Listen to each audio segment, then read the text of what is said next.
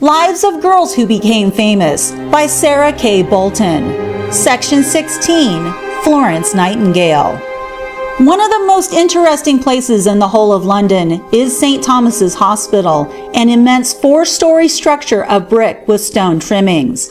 Here is the Nightingale Training School for Nurses, established through the gift to Miss Nightingale of $250,000 by the government for her wonderful work in the Crimean War.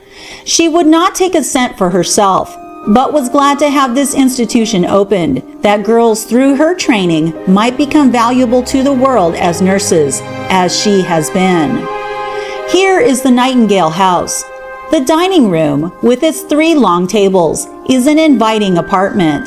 The colors of wall and ceiling are in red and light shades. Here is a Swiss clock presented by the Grand Duchess of Baden. Here is a harpsichord, also a gift. Here is the marble face and figure I have come especially to see, that of lovely Florence Nightingale. It is a face full of sweetness and refinement, having withal an earnest look, as though life were well worth living. What better work than to direct these girls how to be useful? Some are here from the highest social circles. The probationers, or nurse pupils, must remain 3 years before they can become Protestant sisters. Each ward is in charge of a sister. Now it is Leopold, because the ward bears that name, and now Victoria, in respect to the Queen, who opened the institution. The sisters look sunny and healthy, though they work hard. They have regular hours for being off duty, and exercise in the open air. The patients tell me how homelike it seems to have women in the wards, and what a comfort it is in their agony to be handled by their careful hands. Here are 400 persons in all phases of suffering, in neat, cheerful wards, brightened by pots of flowers and the faces of kind, devoted women. And who is this woman to whom the government of Great Britain felt that it owed so much, and whom the whole world delights to honor? Florence Nightingale, born in 1820 in the beautiful Italian city of that name, is the younger of 2 daughters of William Shore Nightingale, a wealthy landowner who inherited both the name and fortune of his grand-uncle, Peter Nightingale. The mother was the daughter of the eminent philanthropist and member of Parliament, William Smith. Most of Miss Nightingale's life has been spent on their beautiful estate, Lea Hurst, in Derbyshire, a lovely home in the midst of picturesque scenery. In her youth, her father instructed her carefully in the classics and higher mathematics. A few years later, partly through extensive travel, she became proficient in French, German, and Italian.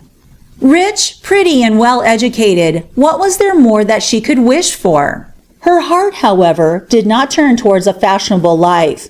Very early she began to visit the poor and the sick near Lea Hurst, and her father's other estate at Embry Park, Hampshire. Perhaps the mantle of the mother's father had fallen upon the young girl. She had also the greatest tenderness toward dumb animals, and could never bear to see them injured. Miss Aldridge, in an interesting sketch of Miss Nightingale, quotes the following story from Little Folks. Some years ago, when the celebrated Florence Nightingale was a little girl, living at her father's home, a large old Elizabethan house, with great woods about it in Hampshire, there was one thing that struck everybody who knew her.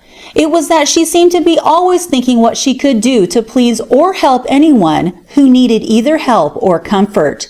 She was very fond, too, of animals, and she was so gentle in her way that even the shyest of them would come quite close to her and pick up whatever she flung down for them to eat.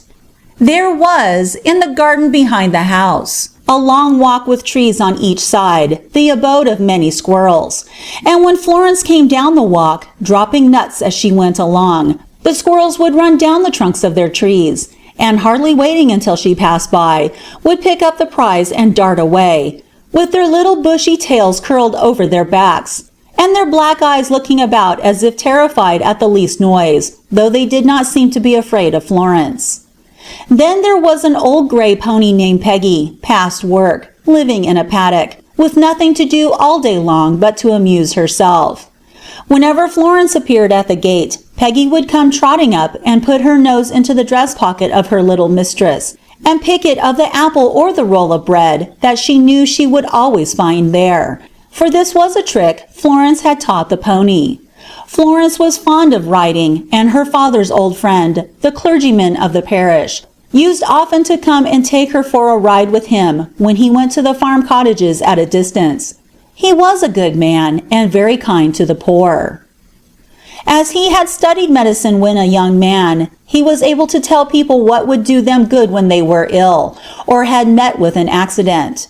Little Florence took great delight in helping to nurse those who were ill, and whenever she went on these long rides, she had a small basket fastened to her saddle, filled with something nice, which she saved from her breakfast or dinner, or carried for her mother, who was very good to the poor. There lived in one of 2 or 3 solitary cottages in the wood an old shepherd of her father's, named Roger, who had a favorite sheepdog named Cap. Roger had neither wife nor child, and Cap lived with him and kept him company at night after he had penned his flock. Cap was a very sensible dog. Indeed, people used to say he could do everything but speak. He kept the sheep in wonderfully good order, and thus saved his master a great deal of trouble. One day, as Florence and her old friend were out for a ride, they came to a field where they found the shepherd giving his sheep their night feed. But he was without the dog, and the sheep knew it, for they were scampering in every direction. Florence and her friend noticed that the old shepherd looked very sad, and they stopped to ask what was the matter, and what had become of his dog. "Oh," said Roger, "Cap will never be of any more use to me. I'll have to hang him, poor fellow, as soon as I go home tonight." "Hang him?" said Florence. "Oh, Roger, how wicked of you! What has dear old Cap done?" "He has done nothing," replied Roger, "but he will never be of any more use to me, and I cannot afford to keep him for nothing. One of the mischievous schoolboys throwed a stone at him yesterday and broke one of his legs." And the old shepherd's eyes filled with tears, which he wiped away with his shirt sleeve.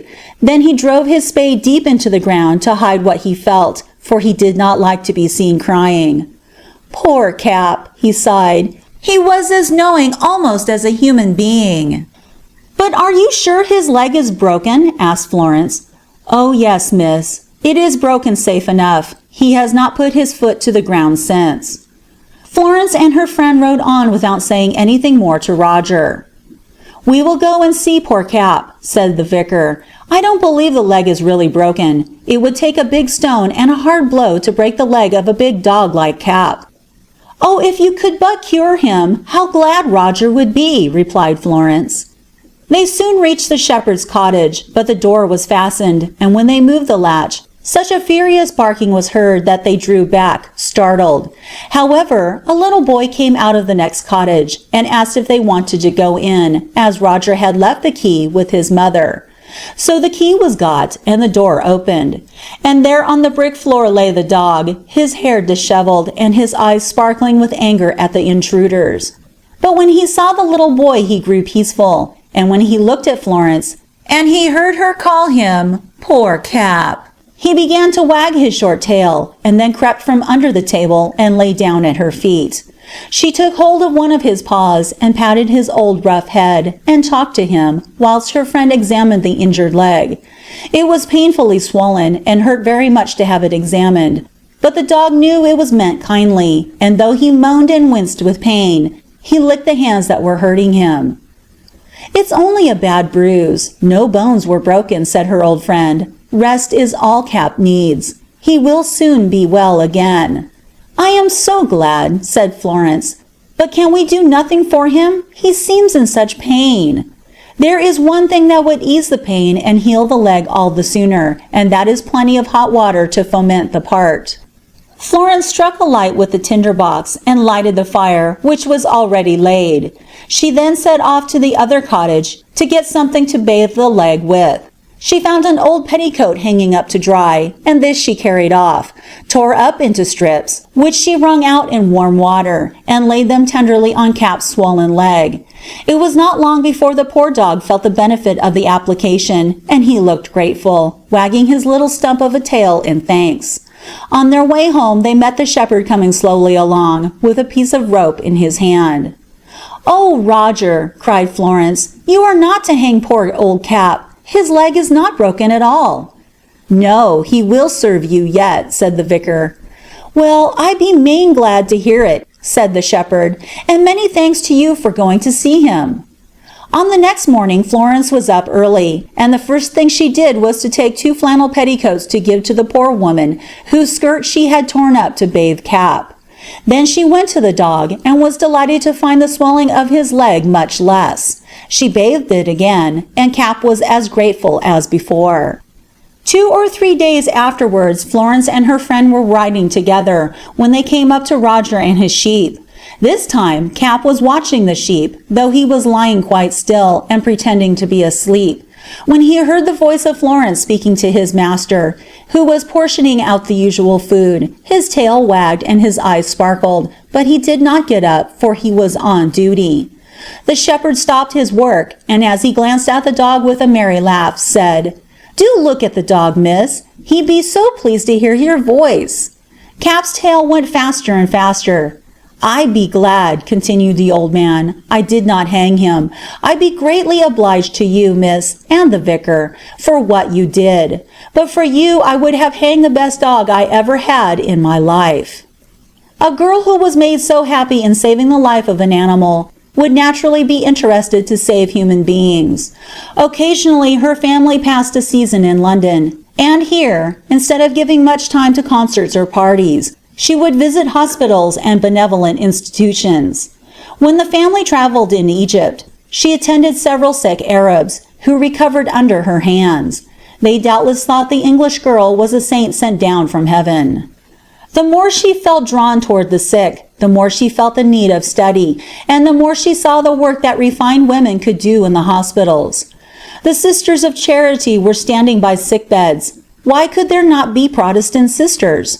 When they traveled in Germany, France, and Italy, she visited infirmaries, asylums, and hospitals, carefully noting the treatment given in each. Finally, she determined to spend some months at Kaiserwerth, near Dusseldorf on the Rhine, in Pastor Fliedner's great Lutheran hospital. He had been a poor clergyman, the leader of a scanty flock, whose church was badly in debt. A man of much enterprise and warm heart, he could not see his work fail for lack of means, so he set out among the provinces to tell the needs of his little parish. He collected funds and learned much about the poverty and ignorance of cities, preached in some of the prisons because interested in criminals, and went back to his loyal people. But so poor were they that they could not meet the yearly expenses, so he determined to raise an endowment fund. He visited Holland and Great Britain and secured the needed money. In England, in 1832, he became acquainted with Elizabeth Fry. How one good life influences another to the end of time! When he went back to Germany, his heart was aglow with a desire to help humanity. He at once opened an asylum for discharged prison women. He saw how almost impossible it was for those who had been in prison to obtain situations. Then he opened a school for the children of such as worked in factories, for he realized how unfit for citizenship are those who grow up in ignorance. He did not have much money, but he seemed able to obtain what he really needed. Then he opened a hospital, a home for insane women, a home of rest for his nurses, or for those who needed a place to live after their work was done. Soon the deaconesses at Kaiserwerth became known the country over. Among the wildest Norwegian mountains, we met some of these Kaiserwerth nurses, refined, educated ladies, getting in summer a new lease of life for their noble labors. This Protestant sisterhood consists now of about 700 sisters at about 200 stations, the annual expense being about $150,000. What a grand work for one man, with no money, the pastor of a very humble church! Into this work of Pastor Fliedner, Florence Nightingale heartily entered. Was it strange taste for a pretty and wealthy young woman, whose life had been one of sunshine and happiness? It was a saint-like taste, and the world is rendered a little like paradise by the presence of such women. Back in London, the papers were full of the great exhibition of 1851, but she was more interested in her Kaiserwerth work than to be at home. When she had finished her course of instruction, Pastor Fliedner said, since he had been director of that institution, no one had ever passed so distinguished an examination or shown herself so thoroughly mistress of all she had learned. On her return to Lea Hurst, she could not rest very long, while there was so much work to be done in the world. In London, a hospital for sick governesses was about to fail from lack of means and poor management. Nobody seemed very deeply interested for these overworked teachers. But Miss Nightingale was interested, and leaving her lovely home, she came to the dreary house in Harley Street, where she gave her time and her fortune for several years. Her own frail health sank for a time from the close confinement, but she had seen the institution placed on a sure foundation and prosperous. The Crimean War had begun. England had sent out shiploads of men to the Black Sea to engage in war with Russia. Little thought seemed to have been taken, in the hurry and enthusiasm of war, to provide proper clothing or food for the men in that changing climate. In the desolate country there was almost no means of transportation, and men and animals suffered from hunger. After the first winter, cholera broke out, and in one camp, 20 men died in 24 hours. Matters grew from bad to worse. William Howard Russell, the Times correspondent, wrote home to England. It is now pouring rain. The skies are black as ink. The wind is howling over the staggering tents. The trenches are turned into dikes. In the tents, the water is sometimes a foot deep. Our men have not either warm or waterproof clothing. They are out for 12 hours at a time in the trenches. They are plunged into the inevitable miseries of a winter campaign, and not a soul seems to care for their comfort or even for their lives. These are hard truths, but the people of England must hear them. They must know that the wretched beggar who wanders about the streets of London in the rain leads the life of a prince, compared with the British soldiers who are fighting out here for their country. The commonest accessories of a hospital are wanting. There is not the least attention paid to the decency or cleanliness. The stench is appalling. The fetid air can barely struggle out to taint the atmosphere, save through chinks in the walls and roofs. And, for all I can observe, these men die without the least effort being made to save them. There they lie, just as they were let gently down on the ground by the poor fellows, their comrades, who brought them on their backs from the camp with the greatest tenderness, but who are not allowed to remain with them. The sick appear to be tended by the sick, and the dying by the dying.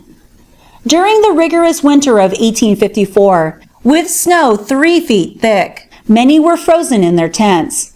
Out of nearly 45,000, over 18,000 were reported in the hospitals. The English nation became aroused at this state of things, and in less than 2 weeks, $75,000 poured into the Times office for the suffering soldiers. A special commissioner, Mr. MacDonald, was sent to the Crimea with shirts, sheets, flannels, and necessary food. But one of the greatest of all needs was woman's hand and brain in the dreadful suffering and the confusion. The testimony of the world thus far has been that men everywhere need the help of women, and women everywhere need the help of men.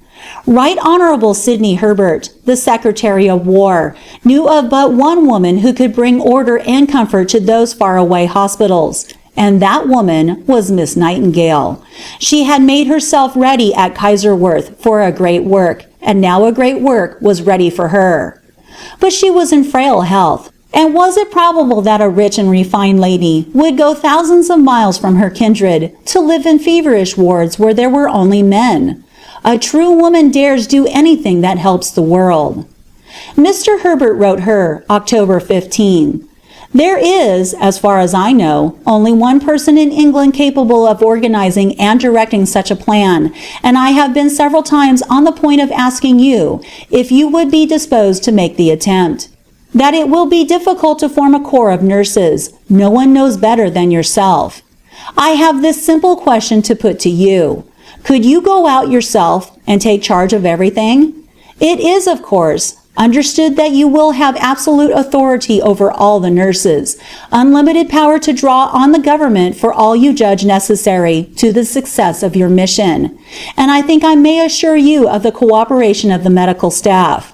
Your personal qualities, your knowledge, and your authority in administrative affairs all fit you for this position."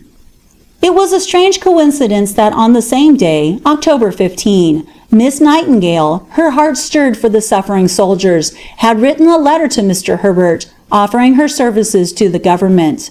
A few days later the world read, with moistened eyes, this letter from the War Office. "Miss Nightingale, accompanied by 34 nurses, will leave this evening. Miss Nightingale, who has, I believe, greater practical experience of hospital administration and treatment than any other lady in this country, has, with a self-devotion for which I have no words to express my gratitude, undertaken this noble but arduous work." The heart of the English nation followed the heroic woman. Mrs. Jameson wrote, "It is an undertaking wholly new to our English customs, much at variance with the usual education given to women in this country. If it succeeds, it will be the true, the lasting glory of Florence Nightingale and her band of devoted assistants, that they have broken down a Chinese wall of prejudices, religious, social, professional, and have established a precedent which will, indeed, multiply the good to all time." She did succeed, and the results can scarcely be overestimated. As the band of nurses passed through France, hotel keepers would take no pay for their accommodation. Poor fisherwomen at Boulogne struggled for the honor of carrying their baggage to the railway station. They sailed in the Vectis across the Mediterranean, reaching Scutari, November 5th, the day of the Battle of Inkerman. They found in the great barrack hospital, which had been lent to the British by the Turkish government, and in another large hospital nearby, about 4,000 men. The corridors were filled with 2 rows of mattresses, so close that persons could scarcely walk between them. There was work to be done at once. One of the nurses wrote home, "The whole of yesterday one could only forget one's own existence, for it was spent, first in sewing the men's mattresses together, and then in washing them, and assisting the surgeons, when we could, in dressing their ghastly wounds after their 5 days' confinement on board ship, during which space their wounds had not been dressed. Hundreds of men with fever, dysentery, and cholera, the wounded were the smaller portion, filled the wards in succession from the overcrowded transports." Miss Nightingale, calm and unobtrusive, went quietly among the men, always with a smile of sympathy for the suffering. The soldiers often wept, as for the first time in months, even years, a woman's hands adjusted their pillows, and a woman's voice soothed their sorrows. Miss Nightingale's pathway was not an easy one. Her coming did not meet the general approval of military or medical officials. Some thought women would be in the way. Others felt that their coming was an interference. Possibly some did not like to have persons about who would be apt to tell the truth on their return to England.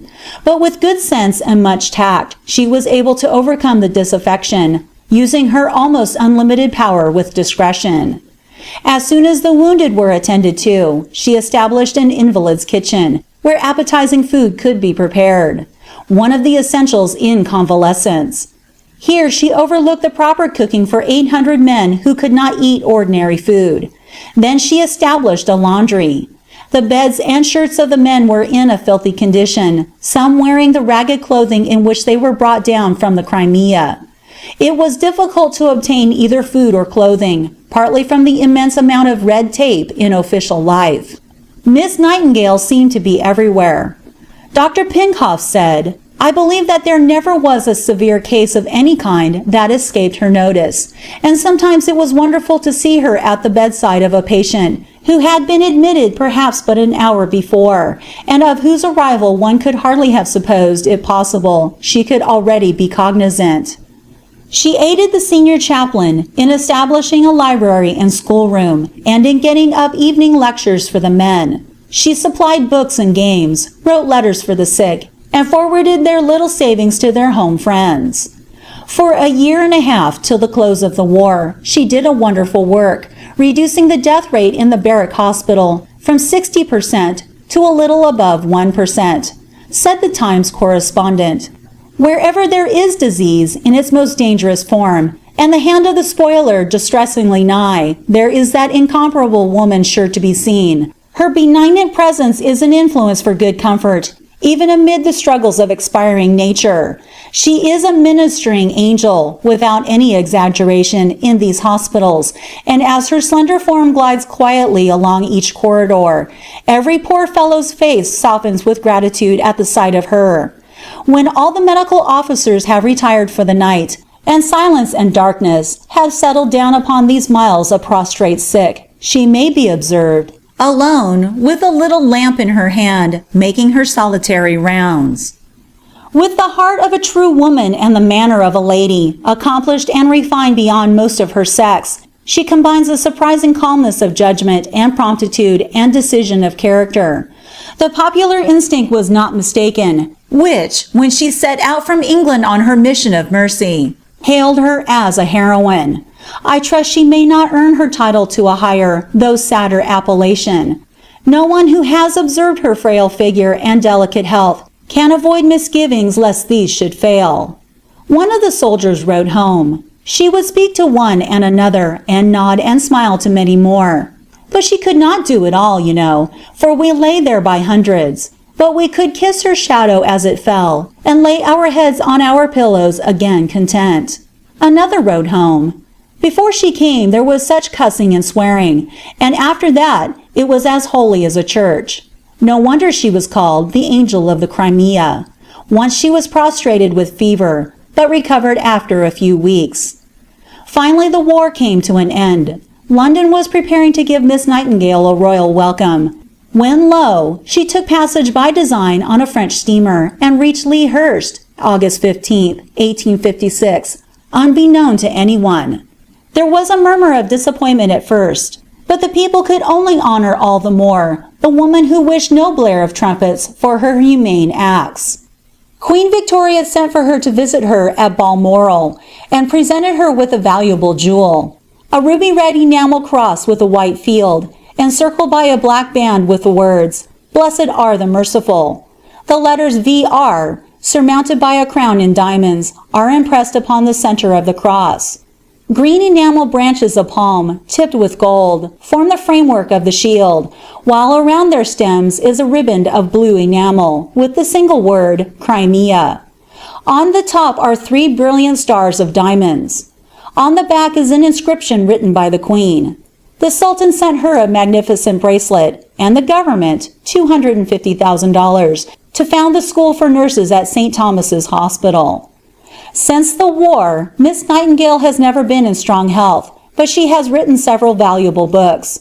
Her hospital notes, published in 1859, have furnished plans for scores of new hospitals. Her Notes on Nursing, published in 1860, of which over 100,000 have been sold, deserve to be in every home. She is the most earnest advocate of sunlight and fresh air. She says, "An extraordinary fallacy is the dread of night air. What air can we breathe at night but night air? The choice is between pure night air from without and foul night air from within. Most people prefer the latter, an unaccountable choice. What will they say if it be proved true that fully 1/2 of all the disease we suffer from is occasioned by people sleeping with their windows shut? An open window most nights of the year can never hurt anyone. In great cities, night air is often the best and purest to be had in the 24 hours. The 5 essentials for healthy houses, she says, are pure air, pure water, efficient drainage, cleanliness, and light. I have known whole houses and hospitals smell of the sink.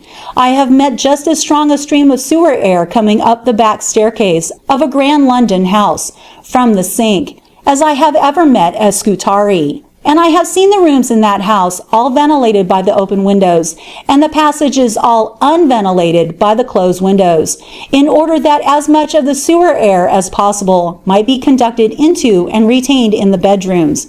It is wonderful." Miss Nightingale has much humor, and she shows it in her writings. She is opposed to dark houses, says they promote scrofula, to old papered walls, and to carpets full of dust. An uninhabited room becomes full of foul air soon, and needs to have the windows open often. She would keep sick people, or well, forever in the sunlight if possible, for sunlight is the greatest possible purifier of the atmosphere. In the unsunned sides of narrow streets, there is degeneracy and weakliness of the human race, mind and body equally degenerating. Of the ruin wrought by bad air, she says, "Oh, the crowded national school, where so many children's epidemics have their origin. What a tale its air test would tell! We should have parents saying, and saying rightly, I will not send my child to that school. The air test stands at horrid. And the dormitories of our great boarding schools. Scarlet fever would be no more ascribed to contagion, but to its right cause, the air test standing at foul. We should hear no longer of mysterious dispensations, and of plague and pestilence being in God's hands, when, so far as we know, he has put them into our own.